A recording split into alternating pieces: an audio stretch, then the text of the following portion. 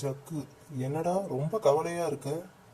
மக்கு பின்ன என்னடா அந்த பேங்க்ல லட்சக்கணக்கில் பணம் இருக்கு ஆனா அவசரத்துக்கு எடுக்க முடியலையே. ஜக்கு, ஏன் ஏடிஎம் கார்டு தொலைஞ்சு போச்சா இல்ல செக் புக் இல்லையா? மக்கு நீ வேற, எனக்கு அந்த பேங்க்ல அக்கௌண்ட்டே இல்லடா. மேலதிகாரி நம்ம ஆபீஸ் ஒரு குடும்பம் மாதிரின்னு சொன்னது தப்பா போச்சு. உதவியாளர் ஏன் சார் என்ன ஆச்சு?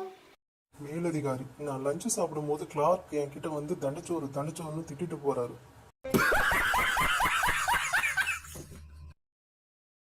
முதலாளி, என்ன இது? ஆபீஸ்னு நினைச்சீங்களா இல்ல உங்க வீடுன்னு நினைச்சீங்களா? கொஞ்சம் கூட ஒரு இது இல்லாம எல்லோரும் படுத்து தூங்க ஆரம்பிச்சிட்டீங்க, அதுவும் குடும்பத்தோட. நான்சென்ஸ்.